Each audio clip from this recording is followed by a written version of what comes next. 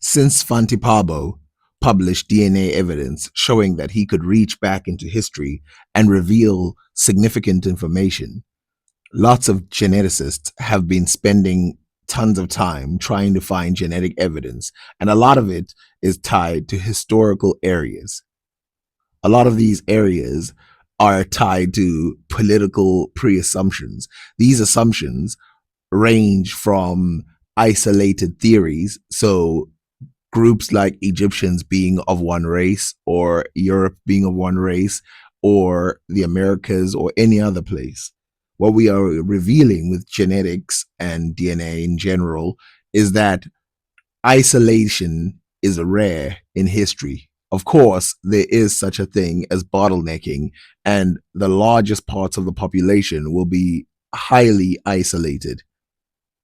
The two groups that today we find in their genetic ways are the Egyptians and the Europeans. Now, in England and in Egypt, something interesting happened, which is Sumerian DNA was found, and in England, sub Saharan African DNA was found, otherwise known as Black African DNA. And it is so specific that it can be traced to specific tribes like the Yoruba.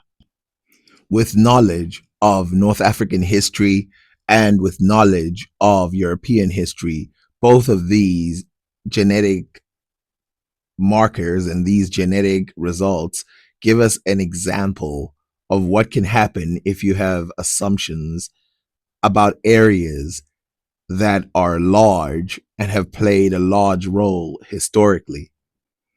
The next person that I'm about to play is someone who I have played before. This is the guy who, when told by geneticists that Cheddar Man had to be dark skinned, he said, well, that doesn't mean they're tied to Africa, because dark skin doesn't necessarily tie you to Africa. Uh, to some degree, he accepts genetic evidence, but then he denies it when it doesn't match what he wants it to be. Again, this is not to bash him. This is just reacting to his video. Although I watched his whole video and he does bash an entire race of people, implying that fatherlessness is something that has been so inherent in Africans that it goes back to the 7th century in Europe, even though Africa is probably one of the most family oriented areas in the world.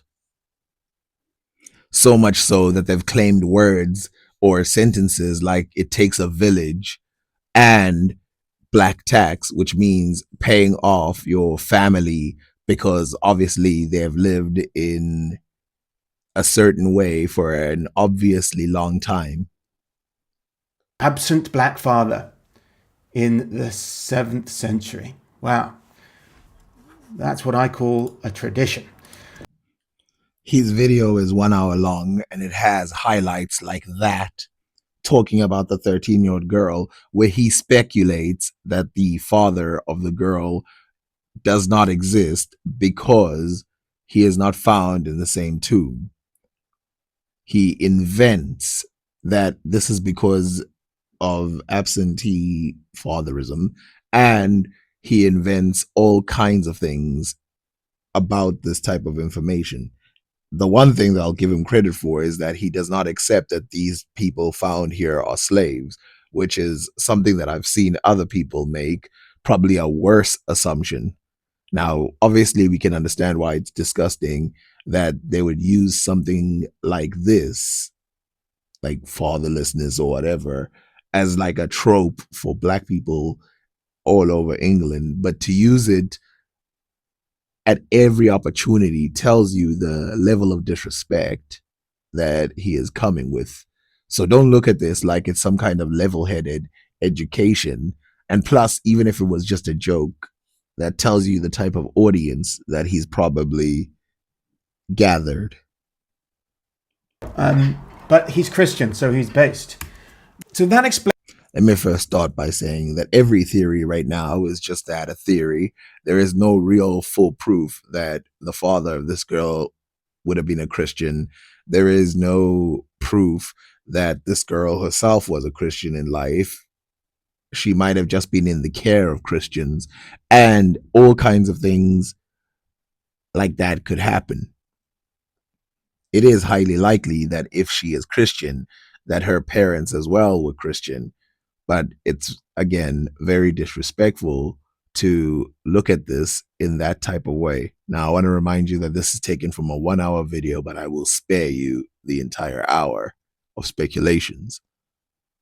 Explains her, but explaining Dorset is a bit difficult because they're trying to portray this in another way, because they're trying to say, okay, well, that was the core Anglo-Saxon region, which is sort of not true exactly, because they, by their own admission, Kent had a strong Frankish influence, whereas other parts of Anglo-Saxon England didn't.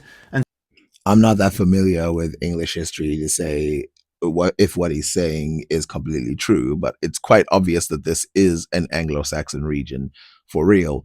Now, you will see that there is a theme here to untie these people from their British history or their English history as well, in order to make it seem like these two are just a one-off and have nothing to do with this location, and that they do not represent a diversity. And one of the things that he will say is that much more Berbers are likely to have come to England, and therefore England was not diverse. But Berbers, if there were even the pale skinned ones, would still make England diverse, even if it was all Arabs that came into this region. so we're more connected to the Germanic world rather than to Franks. The Franks were Germanic at the time, but they were the least Germanic of the Germanics in a way, because they were very Christian and they were very plugged into the Roman, post-Roman world. But now, as interesting as the information that he's saying is, it has a general tone of negativity, which I don't know why it has. You would think that this information would just excite someone who cares about history, rather than using it as an opportunity to go after groups of Africans around the world, really. Dorset's a bit different because it's only marginally Anglo-Saxon at the time, and very much more in still part of the post-Roman Britain culture of Western Britain. I'll quote the other paper that came out. The thing that is actually important here is that, first of all, they're on the coast, so they should represent a type of people who would be on the outskirts of any type of civilization. And then secondly, we do know that a lot of the Christians that existed at the time were allowed to exist in these areas. Foodie and colleagues paper about the Worth Matreva's individual, which was found near Bournemouth in a cemetery of, well, they've got 20 individuals from the graves. Only one has any black ancestry. Again, there's something to be said about this information here, that, again, I don't see that anybody was literally saying that the majority of people therefore must have had black ancestry or any of that stuff. It's just interesting to know that there were some black people inside of England at the time. And there's nothing offensive about that, at least not if you're not of a certain type of group that starts with an R. And the information that there are other people in the grave, but only one of them has black ancestry, it makes it more interesting, and it speaks more of the diversity of the region, of like, how can this one person be isolated? Like, what is the life story of this person? Now, remember, a grave does not tell you everything about someone's life. This person could have had an entire family, but maybe they were sent overseas, or anything could have happened that would make them isolate or leave this person completely on their own, and of course still be respected. Now, of course, they found that the 13-year-old girl and the guy, well, the 13-year-old girl first, had relatives inside of those graves, even though those relatives were white people. This guy takes this information as the perfect opportunity to highlight that actually it's not this big deal because 1 out of 20, which is actually a pretty large number if you think about it percentage wise, 1 out of 20 of the people has some sub-Saharan African DNA, as they call it. Should say that again. That let's look at this. Hundreds of samples from Anglo-Saxon, and hundreds and hundreds. All of them are white. So when we're saying they're diverse, what we're really saying is they're all white except two who are quarter black or something like that. Which can still be seen as diverse, to be honest. But it's not even. It's that's not the problem. The problem is the tone of it. You can't start off by saying like absentee father, blah blah blah, all that stuff. Dig deep into the stereotypes and then start being gleeful about the fact that the majority of the people are white. I mean, I don't understand again why history has to turn into politics. That's why even on the Egypt thing, when DNA comes out and says we found DNA that these people are Middle Eastern, I don't sit there and deny it because that will be pointless. It means, and I think I forgot who used this analogy. It's like if you start at a point in space, and if you divert just a little at the highest edges, you will divert way too far away from the information. And so you have to just accept it for what it is. It seems like England is way more diverse than what people thought it was, especially people like him who spend a lot of their time trying to deny the historical reality of black people in England, and that they could have been there in the early years. I mean, we know they were there during the Roman times as well, which is not really a big deal. I mean, it's a big enough deal for these researchers to put this out there and it be reported by tens of newspapers, and people are flocking to this information. And it's a big enough deal for there to be a population of people who are trying to deny it. And the real reason, of course, it's a big deal is because it talks about how big the expansion of the world was back then. I mean, there's a whole thing about how much access Africa had to Europe and how much access Europe had to Africa. And things like this will help us find out that information, because for some people they think that it's somewhere in the 1100s or something where these two places start to make sense of one another. It's not very diverse, is it? But anyway, and this is the way they all report on it. They'll try and make out like the whole place was like Notting Hill Carnival. Another unnecessary hit. Here's the thing. What he's saying about how the people reported on it. I read how the newspapers reported it, and I could have read tens more. And the majority of them just reported it like, oh, we found DNA of sub-Saharan African amongst other European DNA in the Anglo-Saxon burial grounds. No one was trying to make it seem like it was a grave and there was a whole bunch of black people parading. This is just him seeing political enemies everywhere, probably because he cares more about the politics of it than the actual information. So I will skip 23 seconds because the information that comes after this is irrelevant and I don't want to make the video 5 hours long. The combination of maternal and paternal lineage and genome-wide ancestry patterns is most likely the product of admixture between a European woman and a West African man at around grandparent level.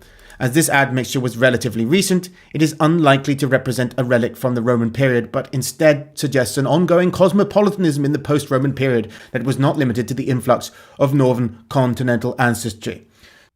So, of course, this word cosmopolitan can be a very vague word, and I think he's taking it to its highest extreme, where he thinks that they are saying that there must have been black and white people just walking around at all times. The suggestion here is that there are people from different countries entering and leaving. Notice how they didn't say that it suggests that there were only black and white people in that region. Now, obviously, the two things that I think he's going to disagree with here is the fact that the person is West African only and mixed with a white person, I think he does not want to accept that as a reality. And then number two is obviously his cosmopolitan thing, where cosmopolitan basically means involving people from many different regions or countries or states or whatever. And that is kind of true if you look at the information at this time. It was not an isolated period, clearly. This is what it is, to use their word, suggesting.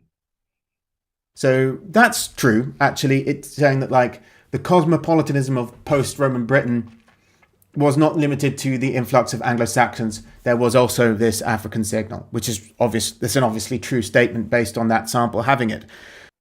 But we all know that word is coming. But so he basically agrees with the paper, even though he started reading fast because you could see he was starting to get like, oh my God, they're trying to push this narrative. And then he agreed with it. But I just don't believe that sample's right of it just being a European woman. I don't think his grandpa was a pure African and who met a pure Celtic woman. I just don't think that happened. Why? That's what the information is suggesting. It seems as if that is what the information is suggesting. So why would it be important if you think it or not? And also, I don't know if they said pure. Did they say pure? I think that the obvious reason I don't think that, I haven't seen the actual an independent analysis of this sample like I have for Uptown Girl, but because I don't think it's been made public yet. But the way that their own analysis includes this Asiatic component, which I think they're trying to dismiss as a mistake. That mistake is happening because the model doesn't fit. Like there's Even if what he's saying is true, it still wouldn't change the fact that it would be a West African man, even if he had partial Asiatic DNA. It's not like the person who was marrying or having a child with the person would have pulled out a DNA test and then they would have said, oh, you're only partially West African, so we can actually have a kid or anything like that. something missing. There's another component which isn't accounted for in the model. So they need a better model. And my assumption Also, that would add to the cosmopolitan aspect of it. The fact that someone could go and gather Asiatic DNA and then go and gather European DNA and also have a base level sub-Saharan African DNA, that shows that there is multiple countries coming together, especially at that time where a lot of that DNA could not be found in one area. would be that it's North African again, or as I said earlier, Byzantine, and that it's either black slaves going via. Here we go with that black slave thing again. I think he made a mistake though while saying that, because I think he corrects himself afterwards. But it is something to be said that almost every piece of African that is found outside of Africa, the go-to is slaves, black slaves, for some reason.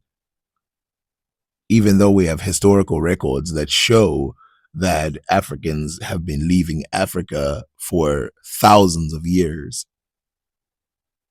Or black people. It's not having to be slaves. It could be black merchants, but either black slaves or black merchants are going via the Berbers through Spain and up to France and then Britain, or alternatively, another route and more likely to be slave related, black Africans taken to Anatolia, to Byzantium. I want you to notice also the difference in how DNA is handled in history. We know that some people in ancient times, including the Egyptians, had slaves, but at no point was it suggested that the Sumerian guy that was found was a slave. And we know that Africans have slaves, and DNA that is found from European people inside of West Africa, which they found a few, does not immediately call for the word slave. But for some reason, when it comes to black Africans, this is always put there as like, 50-50, it's possible. Why that assumption without any real evidence? In order for someone to be a slave, you need to show whole lot of evidence. You can't just say any random person that is discovered is a slave. They integrate with Christendom and then spread out to other parts of the Christendom.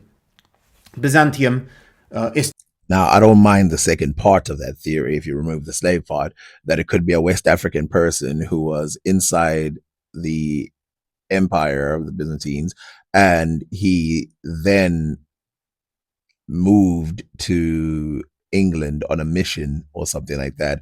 And that's why he carries this DNA, that maybe he wasn't, born in Africa or something and then moved on. Obviously, part of the Byzantine Empire was in Africa, but it wasn't necessarily born in Africa and then ended up in that region. That part I have no problem with. It sounds possible. Istanbul now is the capital of Christendom in that period of Anglo-Saxon England. So any Christian in Kent would see Constantinople as his capital, spiritual capital of the world, If they were aware of it at all. as far as a Christian would be concerned. And there were black slaves there, for sure. So while they definitely had slaves, which would have been black, this would be a high minority. And if you start to count the numbers, other people of other races would be more likely slaves. And why would we assume it of this person and not the other people living in the region? I mean, it's quite obvious that it's always black. He must be a slave. The others are probably like free people that operated with the empire. Think about it. Why would we assume that this person specifically would be a slave when we know that the majority of people that the Byzantines had as slaves were not black? We even have reports that a lot of them were from places like Crete. Now, here's an important piece of information. A lot of the slaves that existed at that time were of European DNA. So if you were going to assume that anybody was a slave, the majority of the people that you must assume are European. Now, you might say, well, how would we separate them? That's the point. Yeah, you need more information than it's a black guy, therefore it's a slave. that's a possible thing as well. I don't know which. But they talk about I don't know either. I mean, it's possible that they could be, everybody is possible to have been a slave back then, but it's more likely that this was a merchant or something close to that, or even a warrior or something like that that was sent at that time. But a slave is, I mean, think about the journey of this person somewhere in Africa, sent to this Roman area, and then sent to England and fathering children there as a slave, and then their children are given a, let's say, moderate burial with no indicators of slavery. At this point, we should just probably look at it for what it is, which is probably just some family that existed at the time. there is evidence. I said there's not. I don't know about any evidence of black African gold in England, although there might be. But there is some elephant ivory in England that at the time that comes from African elephants. As I mentioned last time, East Africa was a large source of African elephants within the Byzantine Empire. And yes, of course, a lot of those elephants came from much closer in Central Africa as well. But we know how to do the tracing to know this information. Now, African empires were rich because of stuff like this as well. So this is why we know when we look at the ivories made by African empires as well, that they sort of match these. And in fact, there's actually a cross time where you start seeing African ivories already pre-made making their way to Europe, which I've shown. And of course, depictions of black Africans all over Rome exist everywhere. This is an image of an African child. But that doesn't mean that there was direct contact with Africans, and these people are themselves not evidence of direct contact with Africans, because these mixed people, it's not even that their parents, one of their parents was a pure black person. Now, he's probably just not aware, but Byzantine, if he's not talking about Byzantine, then my mistake, but Byzantine had a large amount of contact with black Africans. And again, it was not slave and all of that. They were working together against enemies. It may seem strange to some people today, but race has not always been a giant factor for a lot of people. Of course, it does matter, but if you look at even people today, if you look at like Islamic versus Christian territories, when it comes to those things, race starts to dissolve very sharply. Sudanese Christianity, although, there's a whole history behind it, did sort of overlap with the Byzantines. And neither of them have a pure black parent. It's grandparents. So it's 2 generations ago, and those mixing events probably didn't occur in Britain. I think they both That's a guess. occurred further south, and then what you've got is like a half African person coming to Britain and then producing quarter African children in Britain. We have 2 quarter. I'm not saying that this information is completely incorrect, but it's quite clear that if you continue to add some of this information at this point, it's a guess, and it's probably motivated by other reasons rather than trying to get the truth of the DNA. It's quite clear that there's a significant amount of DNA to assume that there was someone who was black 2 generations ago at 100%. African children as a result. Despite his genetic differences, it says, KD010 evidently received similar treatment in death to other individuals at the site and consumed a comparable diet during his lifetime. He was, notably though, the individual was buried in a double burial alongside an older adult male with local genetic ancestry whose head was resting on a Purbeck limestone anchor. So what they're referring to over here is this right here. So if you look at the number 1633, that's where the person is buried, and they've got 2 people in the burial, but you will notice that that's not unique in this burial area. As you can see right next to it, there's another double burial. There's actually a triple one in 1685, and there's another one in 1678. So it seems like that was just one of the things that happened at this place. And remember that he is the only person with sub-Saharan DNA. So you can't say these are all slaves and that's why they're buried with their master or something. Clearly, that's not the thing that's happening over here. Now, it is curious for me why people would be buried together like this, because, in Africa, you don't really get stuff like this. Now, it does happen. There's definitely graves with a bunch of people inside. But, that's usually a sign of something deeper going on. Type of headdress, although recognized from Romano-British and early medieval periods, is extremely rare, particularly in securely dated contexts. As there was no close biological kin relationship between the two, their double burial might suggest a possible work, such as apprentice and master, or social kin relation. Well, the word master in that sense is possible. The social part, I did also mention that there might have been brothers in other ways, religiously or something like that in my other video.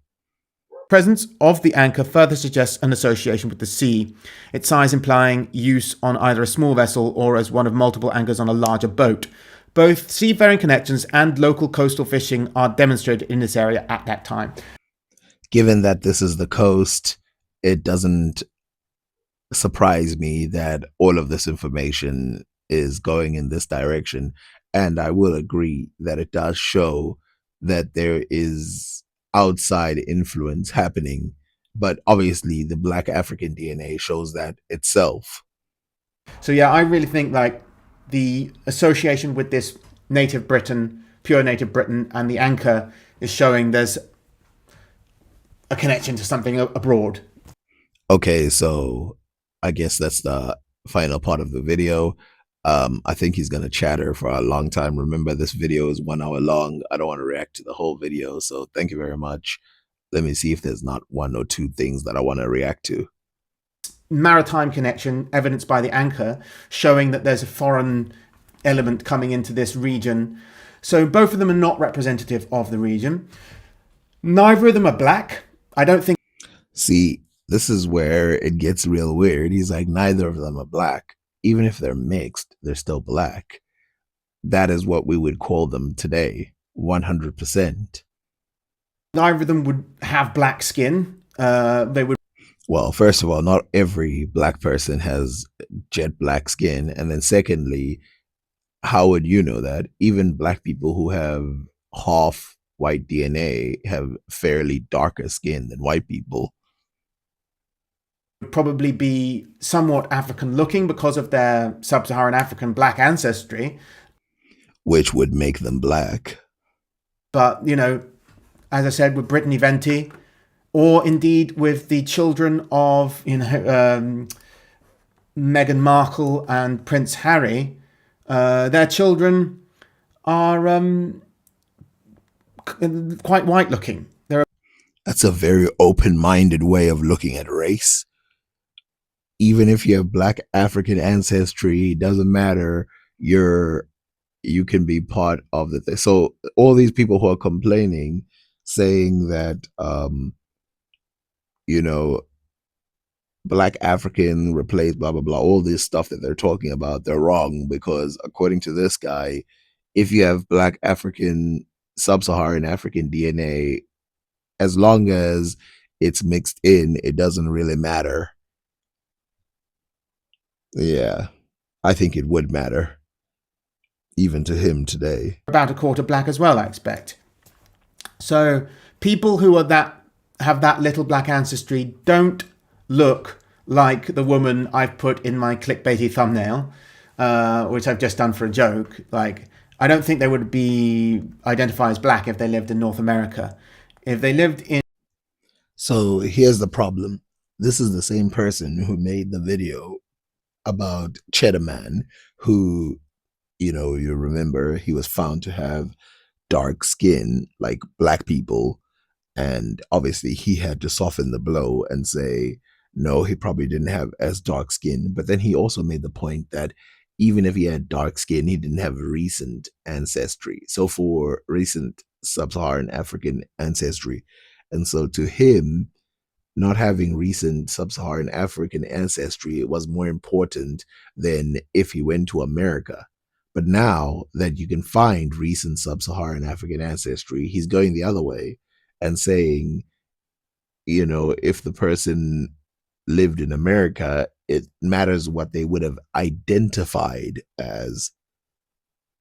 What do you think this person would have identified as? The black person in the middle. What do you think he would have identified as? As white?